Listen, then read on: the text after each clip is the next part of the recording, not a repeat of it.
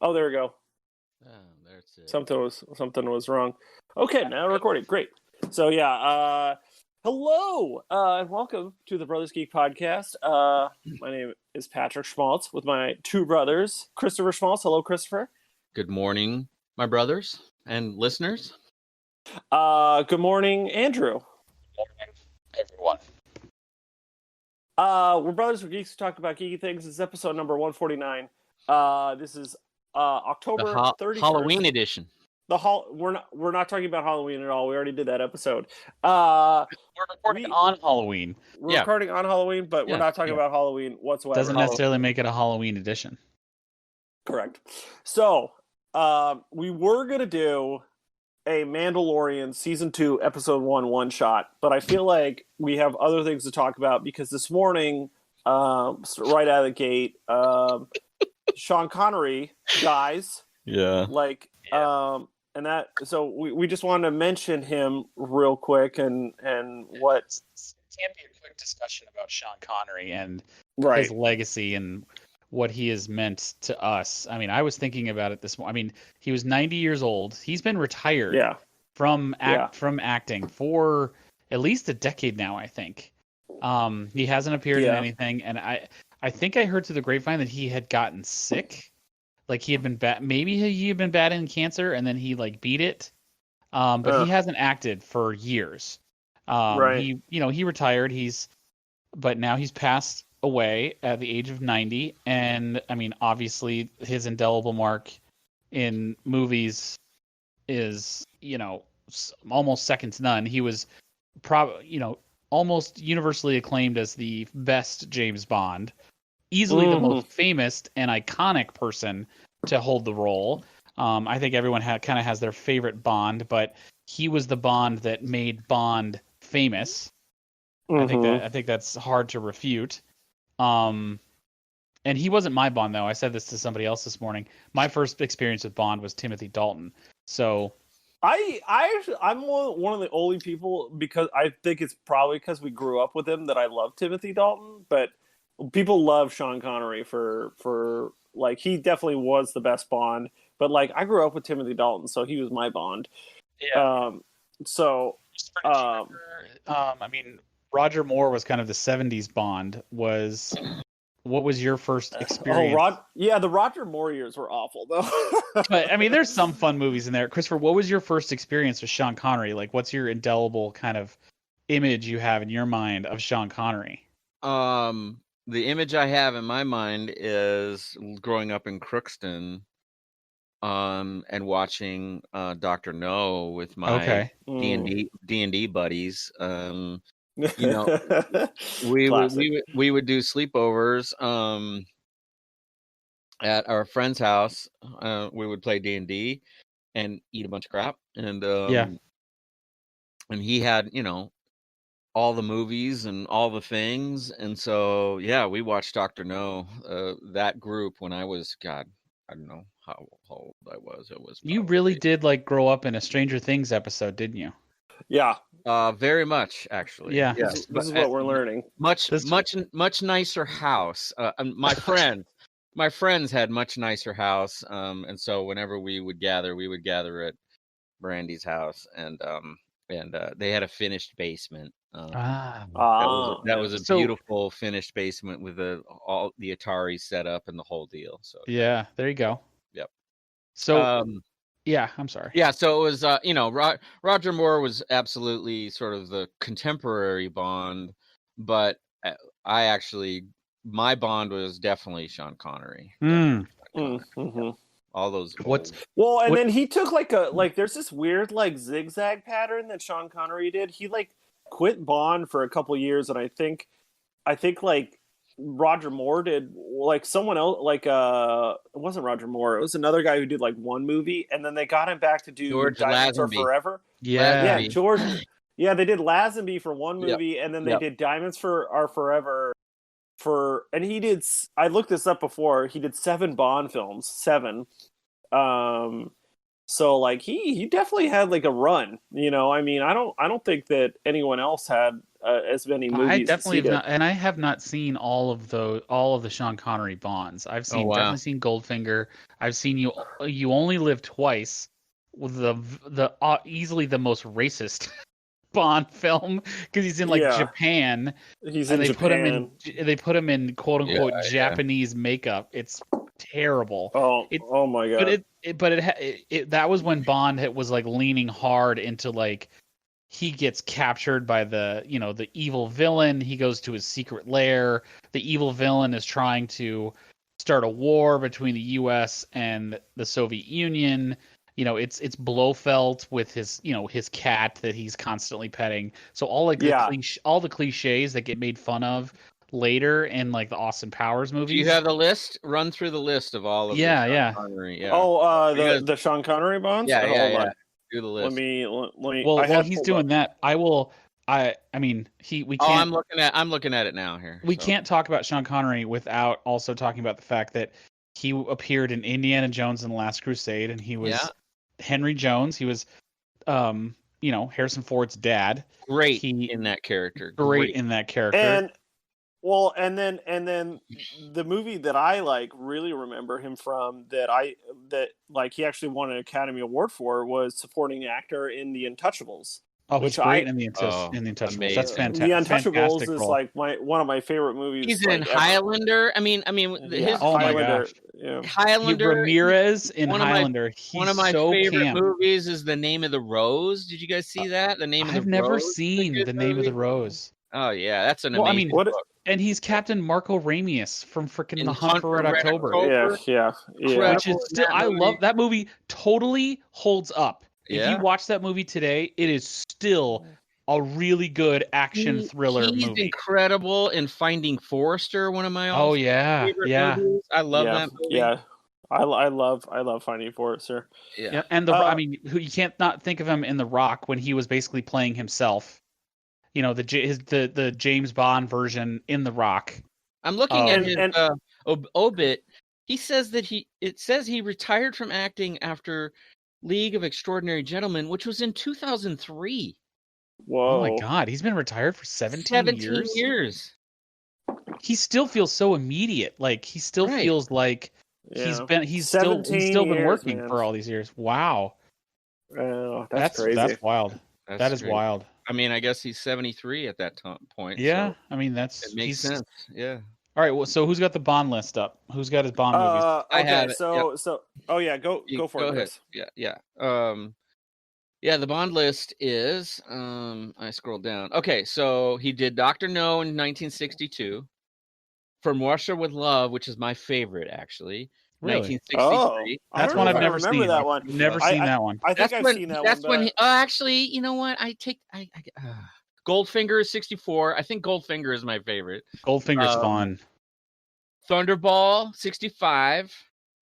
Oh, You Only Live Twice 67. Then brief hiatus, and he returned for Diamonds Are Forever in 71. Okay. Mm-hmm. And then in a pretty bad Bond movie, Never Say Never Again. Oh, yeah. 83. Oh, yeah. He came back and he was like an old man Bond. Yeah. After like Roger Moore did his whole run, they tried to bring him back and like relaunch it. It was not good. I feel like, it wasn't even like full. There was like dispute with the studio, and there was, yes. I remember I was like kind of aware, and I was reading about it. Oh, that's the one with Kim Basinger in the 84. He's like 40 years older than her in that movie, and they end up being like love interests. That's really odd. It was not like a fully realized Bond. Never Say Never Again. It's never been on the list when I think of Bond movies. That's one, but that was his final sort of quote unquote Bond. I gotcha. Okay. Yep. And then what's the name of the Rose about? What? I mean, that's not a Bond movie, but what's the story there? He plays a Franciscan friar, and it's all about.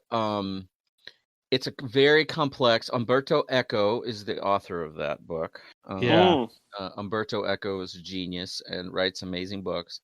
And And the name of the rose is about the monks in a monastery who it's about, God, it's so complex. He plays like an investigator who arrives at this monastery, not Franciscan. So he's Franciscan and an outsider, and he is sort of he has a perspective on the world that is more science. He's like he's kind of Sherlockian in that he relies on his senses and science and logic and reason, and he arrives at this monastery because there have been murders at the monastery. Wow. And he has been sent there to sort of sort it out. And he uncovers crazy stuff happening at the monastery, set during, it's like Middle Ages, Dark Ages kind of the time period where everything is all books are hand copied. So this monastery has a whole room that's filled with people. All they do, these monks, is write books, and it's a tale set in that time about the perils, evils, danger of knowledge and the spread of knowledge and knowledge in books. And that's the subtext, and ultimately it's revealed sort of what is truly happening at the monastery. It's a fascinating book and pretty good movie. So I'll have to check that out. That sounds interesting. It is good. It's good. This might actually, I've been thinking about this today. This might relaunch kind of a dive into Sean Connery's film history. Don't necessarily know if I'll watch all the Bond films because they have I know you don't have Prime, but like a lot of the Bond movies, like I think all of them, except for some of the Daniel Craig ones, are on Prime right now. So if you like watching, he's so over the top in The Rock. Just remember when he's in The Rock. Oh yeah. Well, I'm one of the people that like hates that movie. Oh my god, I hate that movie, and everybody like loves that movie. But fun. It's so fun. It's garbage. It's Michael Bay garbage. It is Michael Bay. Hold on. It is Michael Bay garbage. I'm with Patrick. Yes. Oh no, it is Michael Bay sterling gold garbage. It is so fun and so over the top and so ridiculous. He made that movie in like 1996 or 7 or something like that. Michael Bay. So he was young. What's the quote? What's his famous quote 96. From that movie?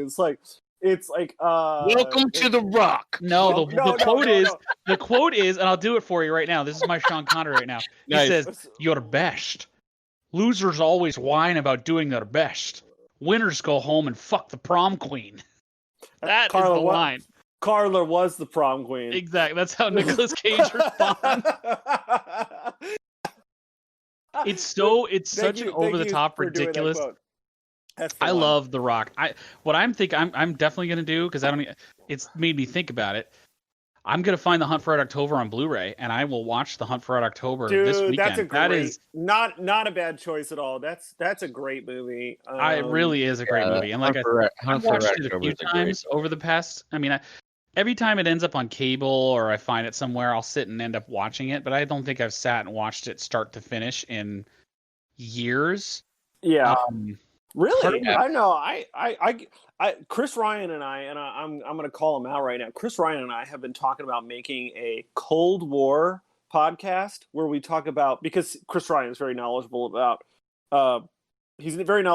Russian history and language and people, and we're talking about doing like a Cold War podcast where we talk about like America's version of Russians, and he shits on Sean Connery's Russian like so hard. But he says Sam Neill's Russian is perfect.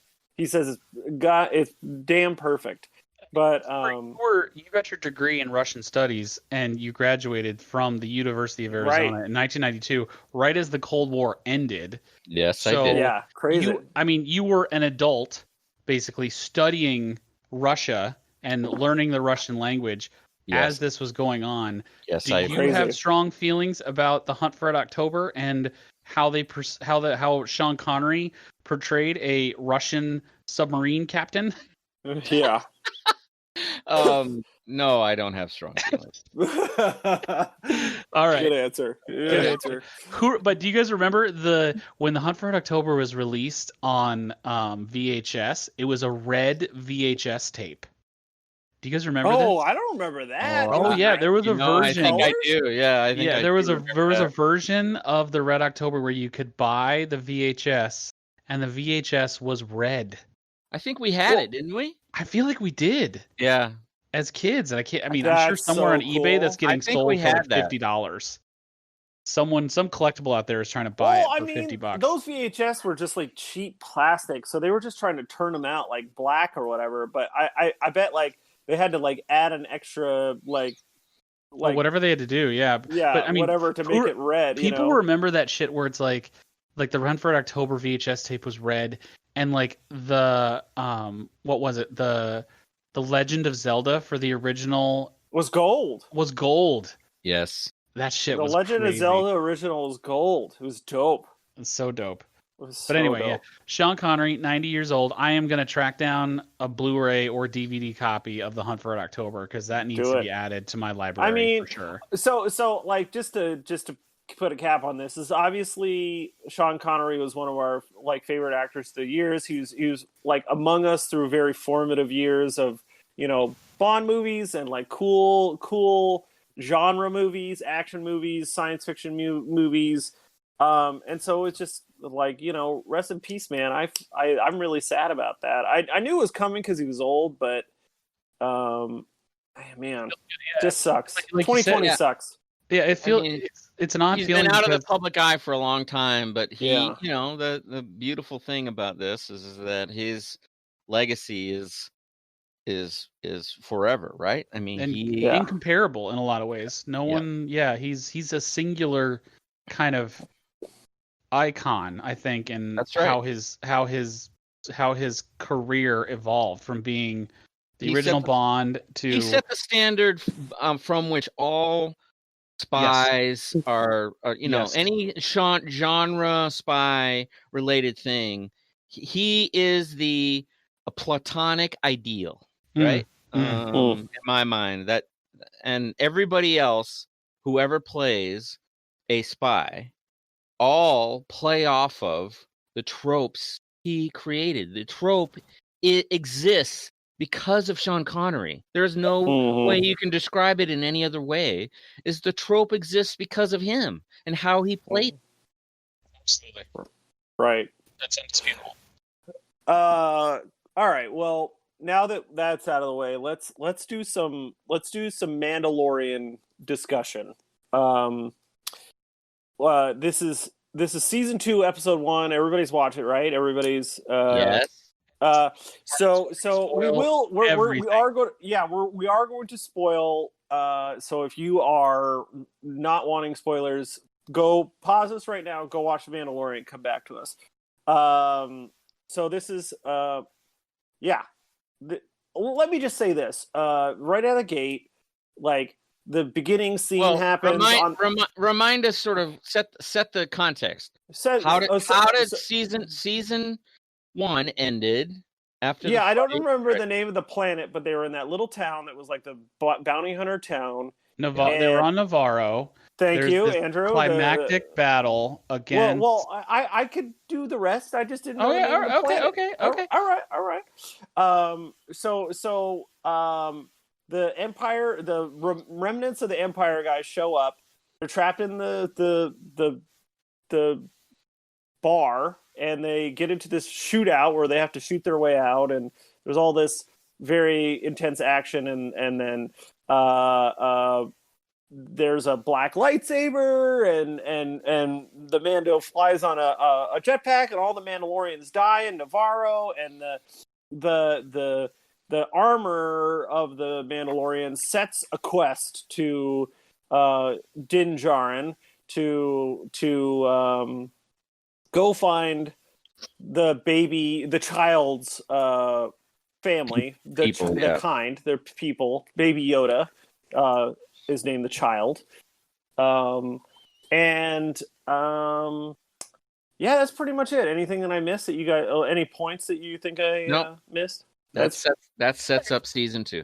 That sets up season 2. So basically, he's looking for other Mandalorians to help track down. It's sort of like I was talking to Hannah about this, and sort of like there's a big story of like find Baby Yoda's people, but then the smaller story on top of that is find other Mandalorians to help with that, and then the smaller story on that is what happens in this episode with Boba Fett's armor.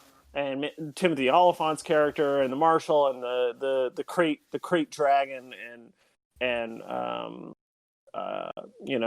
the smaller story and top, so it's sort of like what I love about The Mandalorian is that how episodic this is, how it's got like this big overarching plot, but then there's just this problem in this one episode that gets solved, and I think that's missing from a lot of like modern television. So I really enjoyed that. But anyways, what did you guys think? Are you guys still there? Uh-oh. Yeah, I'm here. Oh, there we go. Okay. I think we had I'm going to agree that I enjoyed the episode very much, and I tweeted about this all day yesterday. More Star Wars is always better than less, in my opinion. More time we spend in this galaxy is the better, in my opinion. And I think Jon Favreau understands the Star Wars universe, and I think Dave Filoni being involved in The Mandalorian, he understands the Star Wars universe better than maybe anybody. If you watch the Mandalorian, like Mandalorian season 1 behind the scenes show they did, the Disney gallery of the Mandalorian, listening to Dave Filoni go into the deep weeds on Star Wars stuff as a Star Wars super geek, it's incredible to like listen to him and like hear his sensibilities, and it just feels right. So things about The Mandalorian feel right about Star Wars from a super Star Wars geek perspective. That's where I'm coming from. So I'm always, even though there's no Jedi yet, I mean, we have a Force wielder and Baby Yoda, and the Mandalorians are traditionally and in the lore of the Star Wars universe the enemy of the Jedi. There is a long history of acrimony between Mandalorians and Jedi that goes back thousands of years. You mentioned the Darksaber, and if anybody's watched Clone Wars, the Darksaber appears first in Clone Wars as a Mandalorian wields it. He's the leader of the Death Watch clan of the Mandalorians, wields the Darksaber. And the Darksaber from Star Wars lore comes all the way back from a Mandalorian who was a Force wielder who became a Jedi, and that was his lightsaber. From like 1,000 years ago. He was a Mandalorian and a Jedi, so he's raised in both traditions. And the Darksaber has been passed down through this clan of Mandalorians for generations.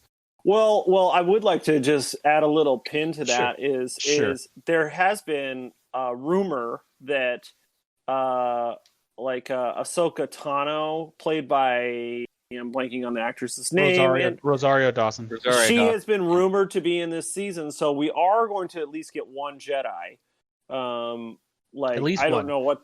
Well, and where she's at, what she's been doing, like how, like what she's been up to. And I can give you some context on that at least, because I mean this takes place after the rebellion is over. Yeah. So and we know from Star Wars Rebels that Ahsoka Tano was part of the Rebel Alliance. Well, she's got to be old, right? I mean, well, she's not a human, dude. So her species, totally.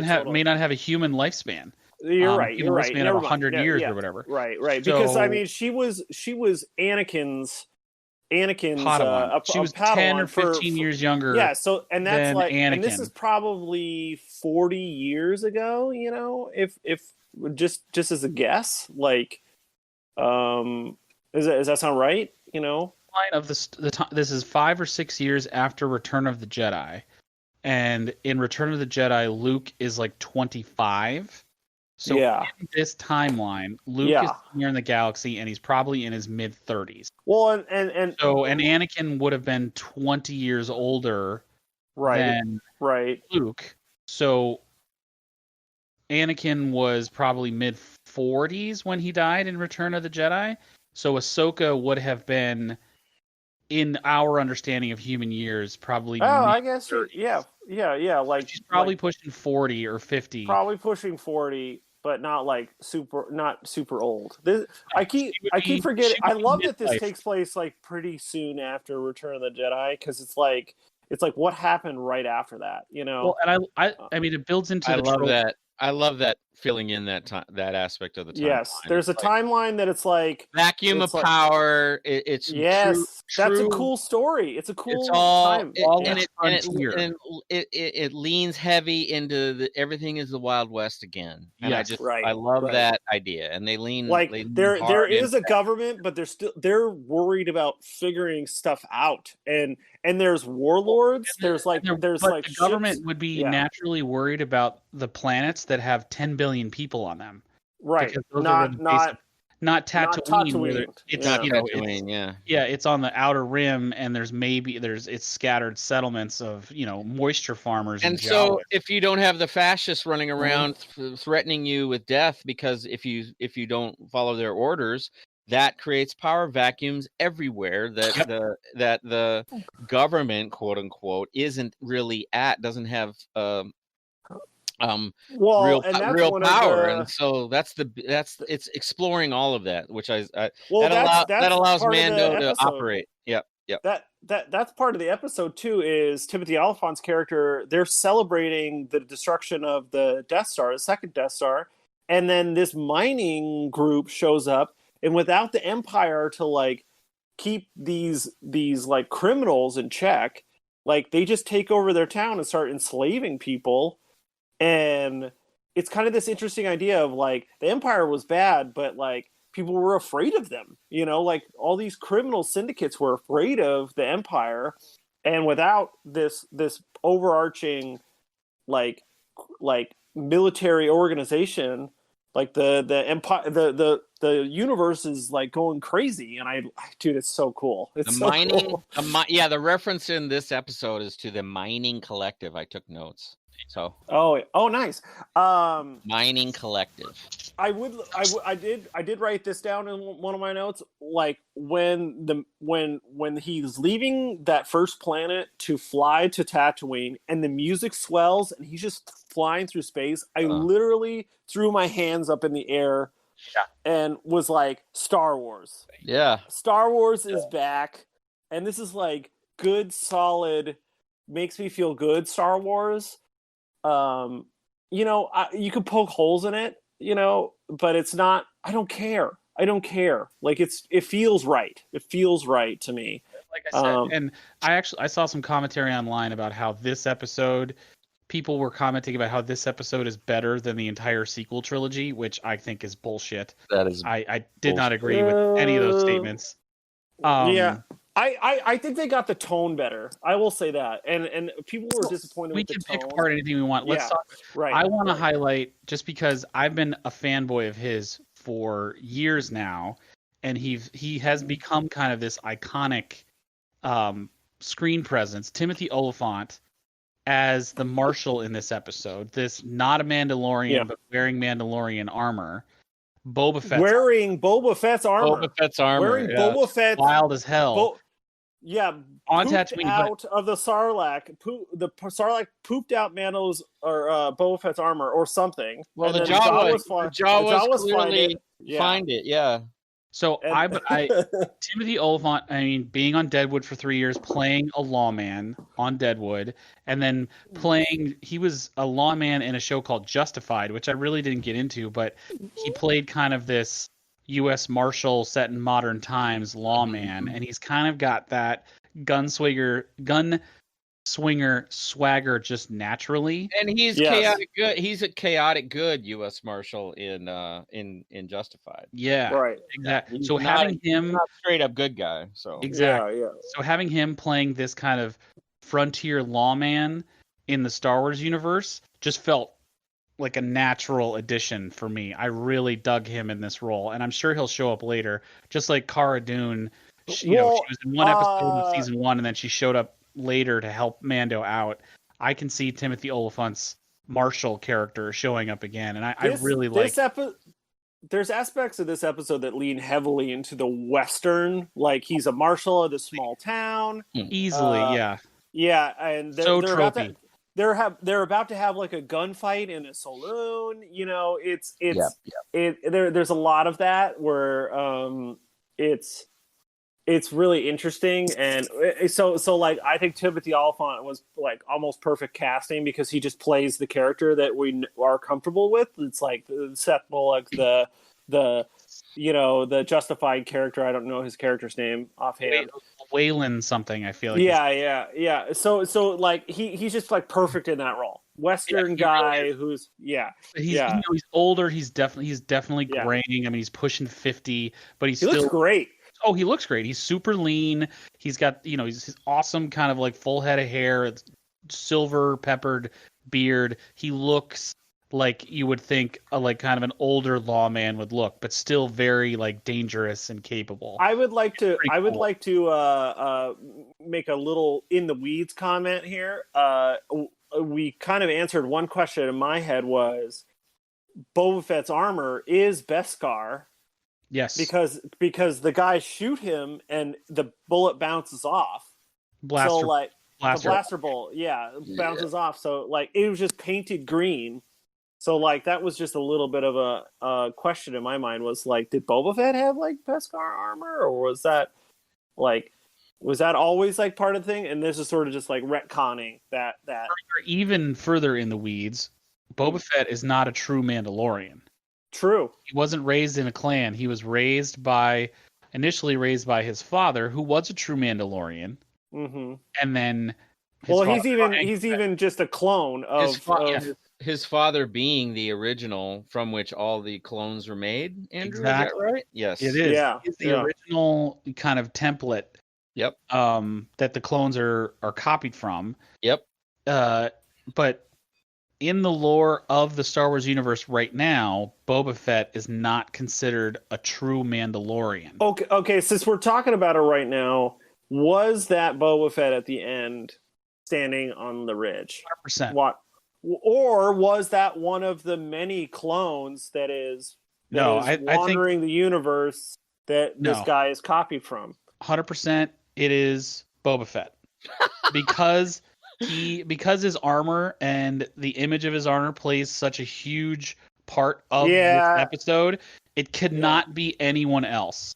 He has abandoned his armor and his role as Boba Fett for whatever reason, but he is still obviously going to play a factor in this entire season. I love it. I love that if that's the case, but like I love the questions that it has in my mind of like, if he abandoned the armor, are we going to see that flashback of him abandoning his armor? Like, do we see how he gets out of the Sarlacc pit? Are they going to show that? Like, I have many questions and I'm excited about more episodes. So, yeah. Give a deep dive into Boba Fett's history. I mean, Boba Fett witnesses his father's death, at the hands of a Jedi, through the Clone War. Yeah, Mace Windu kills his father. Through the Clone Wars series, we encounter Boba Fett as he tries to take revenge multiple times against Mace Windu and other Jedi. And even in the Legends universe, Boba Fett has his own story. I mean, this may not play a role in the Mandalorian universe. These are the books. These are the books that are non-canon at this point. Non-canon anymore. Yeah. Right. Boba Fett grows and ages through these books, and he has several stories where one of the central tenets of his character is the fact that he hates Jedi. He hates them. So, what if they kind of bring that through in this new version of Boba Fett we're encountering now? The tension that could exist between Boba Fett, Din Djarin and his son, the child, and Boba Fett defaulting to a place where he hates all Force wielding / Jedis. That'll be an interesting kind of tension that'll put them at odds immediately if they play that out. So introducing Boba Fett as, where is he now? He's this older, grizzled version of himself. He lost his dad to a Jedi, and last time we saw him, a Jedi was laying waste to Jabba the Hutt's minions, and he, got tossed into the Sarlacc pit. During that battle, he could carry his hatred of Jedis into Luke Skywalker and beyond. What kind of tension is that going to create with the Mandalorian in this series? Are they going to do a Han Solo is the one who like pushed him in, or hit his jetpack and made him fly. I love the nod to that too. Timothy Olyphant is wearing his jetpack, and Din Djarin like knocks the jetpack, and it like turns on automatically. Yeah. So like the scene in Return of the Jedi where Han hits it with the gaffy stick, he goes flying through the air, and the same kind of thing happens in this episode in the final battle. It's just all these little touches of like super deep in the weeds Star Wars like nods. Oh yeah, past. I wrote down so many like fan service like nods. Yeah, like the speeder bike that Timothy Olyphant is riding looks like a pod race engine. Absolutely, an engine of it could even be Anakin's pod race. I honestly think it is. It's Anakin Skywalker's. It's his style for sure. So it could be pod racer engine. Straight up. It's straight up. And there's just what else? Like the crate dragon, the big like monster. This is something about Star Wars too, and I think I mentioned this in season 1 when we were talking about is that in the older movies there was like constantly like the threat of space and like the monsters in space trying to kill you just as much as the people are trying to kill you. And I love that season 1 of The Mandalorian has that throughout. There's tons of monsters all the time that are always trying to eat people and kill them. There's always like this universe is full of creatures that are just are just, I love the fact that they're building on that. Yeah. Yes, I love that there's just creatures that are murderous everywhere, and it's more than just humans trying to kill you in the Empire. It's something that is kind of, not to hark on the newer ones too much, but it's something that's kind of forgotten, I think, is like is that threat is really interesting. Like all these worlds are dangerous too. There's nods to it, but it's less of a threat and more of a blue milk, milking the blue milk kind of shit, right? So, weird stuff. Weird stuff.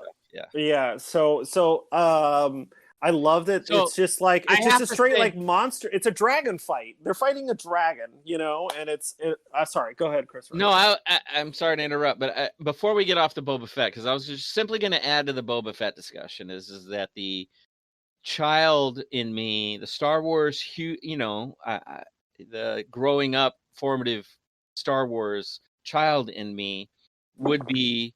And so I don't want to read into it too much. This is a little bit of a hopeful, like that is Boba Fett.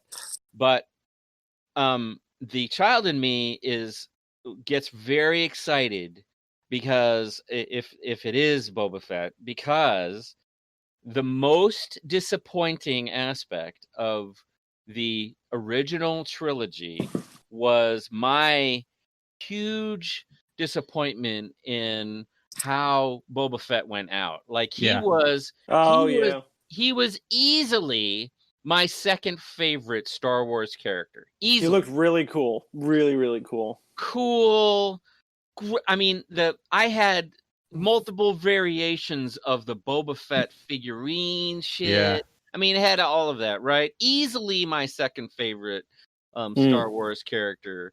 And the disappointment I felt at how he went out in Return of the Jedi was, I mean, that I loved all aspects of it, but man, was I bummed out that's how they take out Boba Fett. It was so, I thought it was so lame. Yeah. That Boba Fett would be taken out by a bumbling, half-blind Han Solo.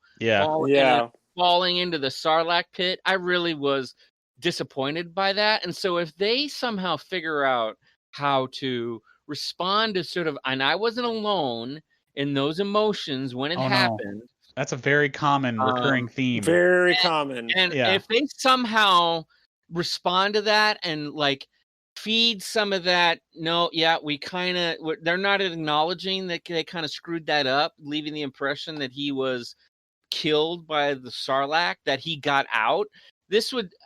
It would warm my heart greatly if they really fully develop the backstory of, no, he didn't die in the Sarlacc pit, but this is what happened to him. I don't want them to answer the question of how he got out, but I kind of want to see how he got out. Like I don't know. I don't need the specific detail. Right. I do need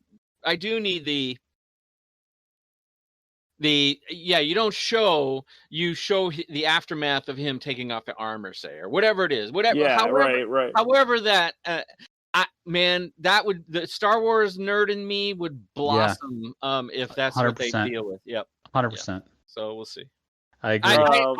I fully believe that they're going to do some of that, because putting Boba Fett's armor in episode 1 of season 2, that is meaningful shit, right? That is not you don't do that lightly. So I'm psyched about this season because that's the centerpiece.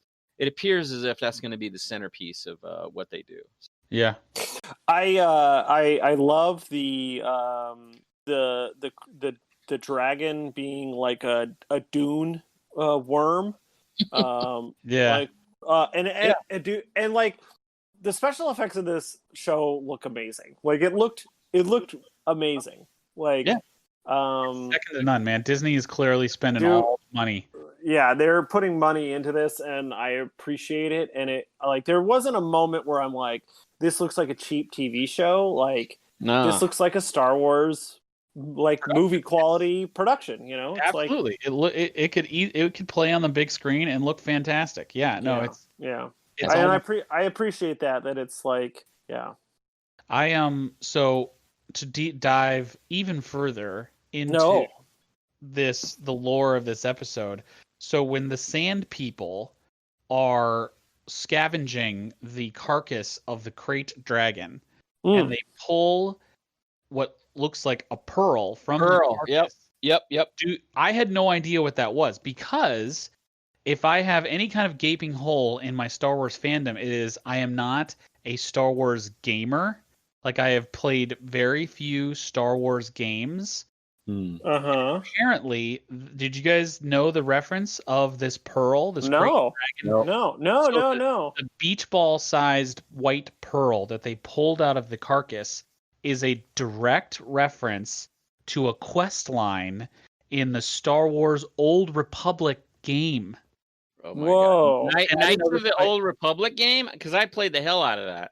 It's either Knights of the Old Republic or the Old Republic, because Knights of the Old Republic, I think, is a sequel, maybe, or an offshoot of that.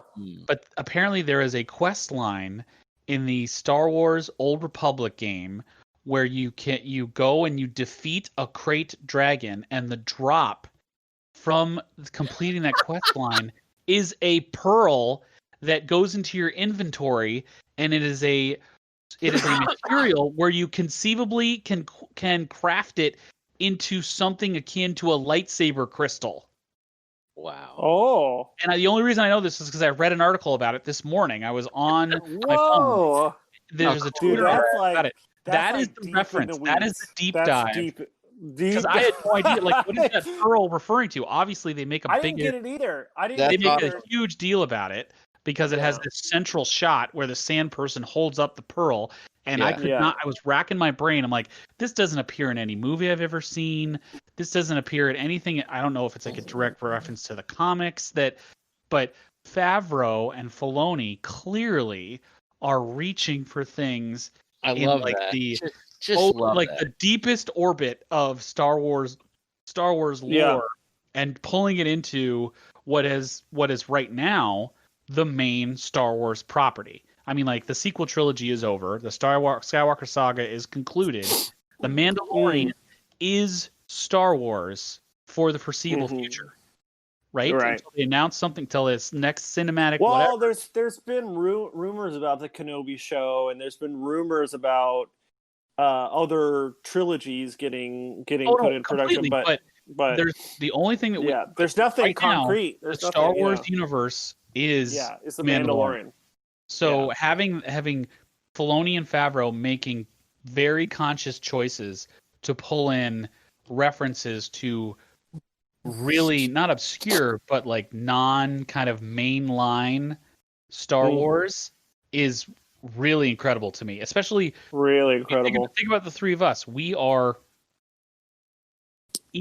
Star Wars super fans, and the three of us didn't know the Crate Dragon Pearl reference. I didn't know that. That is so. I mean, that's deep. That's another level of like there's like 10 guys sitting out in the middle of nowhere that threw up their hands and were like, "Holy shit!"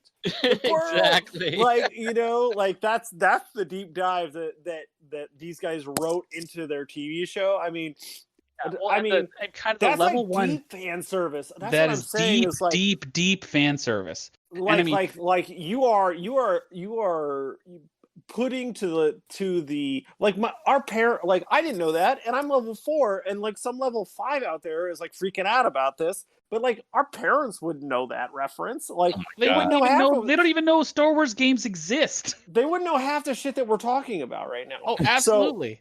So it's sort of like really interesting that they would put in such a deep cut, Well, honestly, I'm encouraging you guys to do this. I don't know if you've watched the Mandalorian season 1 gallery, like the behind the scenes episode. You really watch it because it only. I heard those are great. They're wonderful. It only enhanced my appreciation of season 1 of the Mandalorian, and I am a Favreau. I was never a Favreau kind of. I mean, he made movies that I liked. That was what Jon Favreau did. But hearing him talk about what he wants to do in the Mandalorian series and the fact that Dave Filoni is involved in it, hearing them talk about Star Wars and the fans that they are, legit, guys, watch that show. It can only enhance your appreciation of the Mandalorian series. For real. Well, I said, I think these guys just they're tapping into something that like the real like the old school fans loved, the samurai western in space with wizards, like and just it's space fantasy. It's not science fiction. Star Wars has never been science fiction. We've said this multiple times before. Star Wars is space fantasy. And space fantasy, they get that, and it saying space fantasy because just like Stephen King created the Dark Tower series, which incorporates Western aspects of Western and stuff like that. Space fantasy can encompass every genre you can think of, and having the Mandalorian being, I mean, samurai / Western, it's and they're hitting the right notes for like the people who love the Mandalorian because it has Baby Yoda and it has the cool, iconic, badass looking Mandalorian just kicking ass. People can love it for that reason, and people do. And then there's people like us who are like, that is Anakin Skywalker's nerding out racing engine. Nerding out about the Crate Dragon Pearl. Exactly. Right.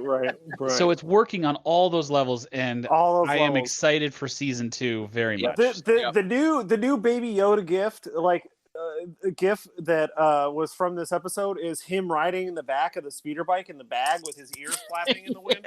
Like that's the one I've already seen on the internet. Like Hannah wants me to find the one where he was in the spit bucket, where he like comes out of the spit bucket. And having a spittoon in a space tavern in a space tavern, what the hell? That baby Yoda looks inside and like climbs into when they're gonna have a gunfight. Oh my god! Yes, it's so fun. Yes. It's a beautiful thing because all of the things it doesn't take itself too seriously, and it also. They really, to reinforce your point, Andrew, is they get it. They get that it works on multiple levels. They get that it works just as a straight up space western. And they also get that it works on all levels for deep Star Wars nerddom. Yes. And so they understand that it is universally appealing to all different levels of geek.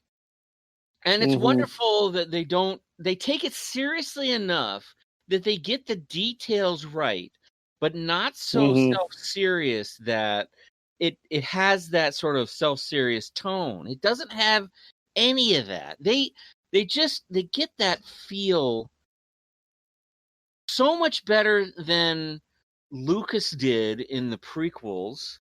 And they get that feel I frankly better than the final three, because in the final three this is really serious. There's a lot of that, right? And there and that's okay. Precious. It's precious and it's serious, and these are big epic things. Whereas Star Wars is a universe where people live in this small dusty town on a crappy planet trying to eke out life. Right, and it's not even on a map. Like he like it's a town that's not even on a map. Yeah, you know, and so it's such a great. They just get that balance right, and I'm so happy that it's on TV. Yeah, I'm glad that it's back, and that's we a great have 7 more weeks of this, so it's gonna be great. Yeah, so we are going to be doing these one shots. Obviously, we're going to be talking about other things. So for the foreseeable future, but it's going to be one shots for the next couple of months. So I hope you're watching The Mandalorian with us. Well, Chris, you want to talk about? Yeah.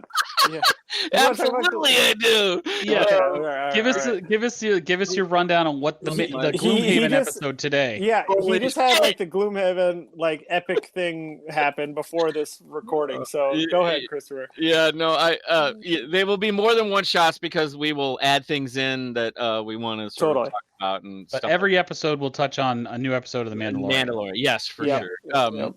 So yeah, that's our commitment, is weekly, right? We're doing these weekly after. We're doing these weekly, yeah.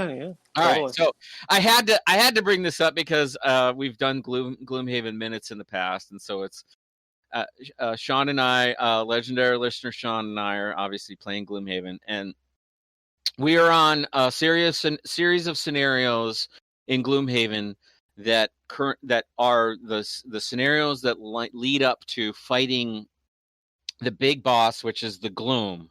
And so we finished a scenario last week, where, and normally the cycle is you go to a scenario and then you go back to the city and you level up and you buy some new items, or you do the sort of housekeeping kind of stuff.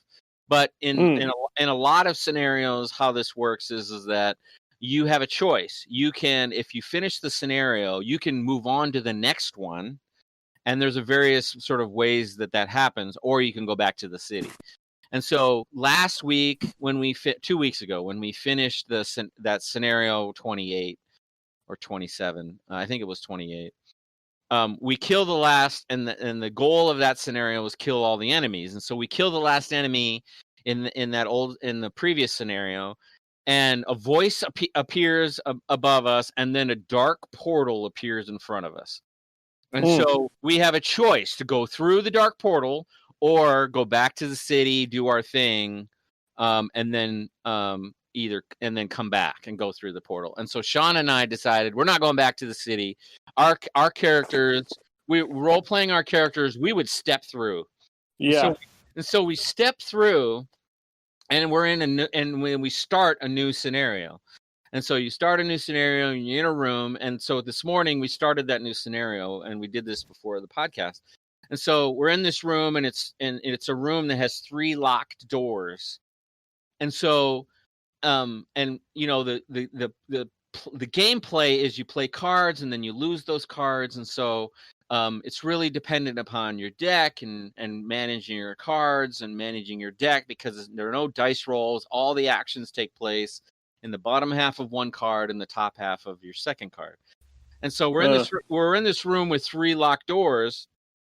And so we have to attack the door to break down the door in order to get into the room. And the goal of this scenario is we have to kill all the enemies in all the rooms. And so we go to one door, and our characters have no idea sort of what is beyond the door. And so we attack the door, and And so we have tanky guys, and we have tanky characters, and we have damage dealers, and we have support and that kind of thing in our group of 4. And so we go in, we break down the door, and we're all level 6 or 7 now. And the top level is level 9 in the game, and we're all at least pretty good. We're pretty good. We're pretty powerful. And so we break the door, and Sean's character, the Brute, who is the main tank, goes into the room. And in the room is a bunch of elite living bones. There's skeletons, and there's living corpses, which are badass range. They do a lot of damage. They have a lot of shields. And then these what's called black imps, which is a small sort of stubby character that has a big mouth, lots of teeth.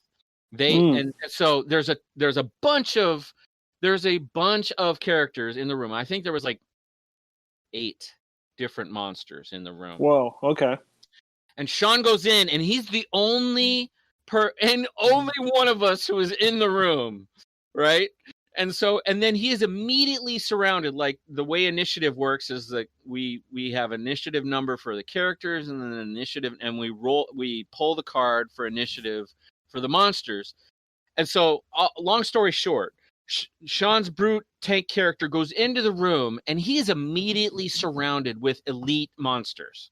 Like, on all sides of him. Like, the initiatives go bad, and he is monumentally screwed. My off tank character is in the doorway, so she can absorb some of the damage. But Sean's character is well and truly screwed because he is surrounded by melee skeletons, and all of the other monsters in the room have a ranged attack. Yeah. And because he's in the room, he is going to take all the damage. And he is not going to survive. And so the Sunkeeper is the off tank in the door. And so the epic thing that happened this morning is and we've only had a couple of scenarios where we've actually failed. All our characters were quote unquote exhausted. That's you don't die, you get exhausted because you run out of characters, you run out of hit points. And so we were faced with, holy shit, we're gonna fail this scenario because Sean's character is completely screwed. He's gonna die, and the off tank is gonna die, and then the only remaining 2 are squishy damage dealers. Yeah. And so Sean's other character is the Spellweaver, and the Spellweaver does a lot of stuff with elements. You can put elements in the room, and that buffs her attacks and stuff like that. And so she did an epic. It was hands down the greatest attack in the history of Sean and I playing this game. She was outside. She's outside the room, but she can look through the door. We broke the door, and so she's able to range attack. So she put Frost in the room, and the Frost allowed her to attack not just one of the skeletons, but every monster that was adjacent to the skeleton. So how this lined up is she attached the one, and then there was like 4 or 5 others that were adjacent to the skeleton. And we had sort of been chipping away in attacks and damaging these characters. And my Sunkeeper character is a support character where I can give blesses to various characters, and a bless doubles the value of your attack if you pull the card. So guess how this lined up? The Spellweaver was buffed, did an attack on the one that caused the same attack on all adjacent monsters, and she pulled a bless card as a modifier for her attack. And so literally, instead of dying in that room, the Spellweaver's attack killed 5 monsters in one attack. Whoa! It was the greatest moment in our Gloomhaven playing because we were screwed. We were hosed. We were screwed, and the cards lined up perfectly. Oh my gosh! She was buffed. Her attack was buffed, and that attack was doubled. awesome. On all of the other characters. So it was a great, very fun gaming. Oh my god, that's incredible. Be lucky than good. It was so fun. It was so fun, and we were like, yeah. I mean, we were staring down. Okay, we're gonna lose this scenario. Yeah. That's awesome. But then his character, the Spellweaver, pulled out an epic attack. And this happened this morning before you guys got on. Yes. That's my god! Morning. It was so good. It was so, and so we were able to. We were, there were 3 monsters left in the room, and we were able to mop them up. And so we paused there. But yeah, I just had to tell that story because it was. That's awesome. No, that's great. This is why we play games. It's for those moments that are like, oh my god, that it was so cool. That's so fun. Yep. Yeah, totally. Anyway. Wow, thank you for sharing that. That sounds incredible. It was a good time. It was a good time. That is a good time. I wish I could play this game with you guys. Honestly, it sounds like so much fun. It's great. Well, Frosthaven, what you should do is buy Frosthaven.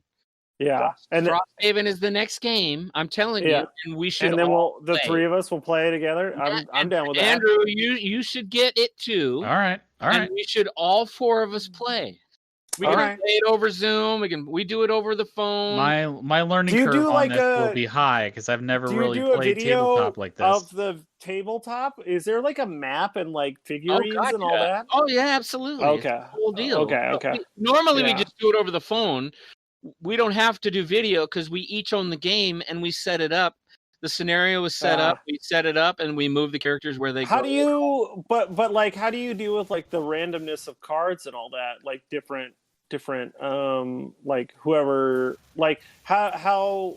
Like your cards, your deck of cards are going to be different than his deck of cards, right? Like every character has their own set of cards. So I see. There are dedicated brute cards. There are dedicated. So he's right. So he's just playing the brute cards, and so I don't deal with his characters at all. Yeah, and, I see. And we each take over. Okay, like this morning, I was the living skeletons. He handled the black imps and the living corpses, and so our living spirits. And so we each pull and monitor damage and monitor and take over for those monsters when it's their turn. And we follow the rules for how many items we can buy. Like we don't double the value of those things that are in the world. That like there's a limited number of a specific dagger that you can buy. And we follow the rules for, okay, there can only be 2 of these daggers in the party. And so only 2 of our characters could own one, not all 4 can have that dagger. Right. I gotcha. Yeah, and so we should have, Frosthaven is the next expansion. You all should do the Kickstarter. Do you need the original Gloomhaven to? Okay, it's a standalone Frosthaven. All new standalone Gloomhaven game. It's called Cool. Frosthaven. Yep. Dope. All right. I'm down. Do it. Okay, fine. Okay. Because this is a one shot. Do you have any trivia, Andrew, or should we just? No trivia. Not until the Mandalorian season. But once that's over, we'll resume our dive into Wonder Woman lore. I gotcha. That'll continue through all of 2021. Andrew, that's lazy. You should come up with trivia that's related to Star Wars trivia for every episode. Wow. Okay. Yes. Come on. Okay. I mean, effort in, dude. Come on. Yeah. That sounds right to me. Yeah, it is. Next week we'll have Star Wars related trivia. Put some effort in. Great. Yeah. If you'd like to help Andrew with his trivia, you should email him at kingofthenorth52@gmail.com.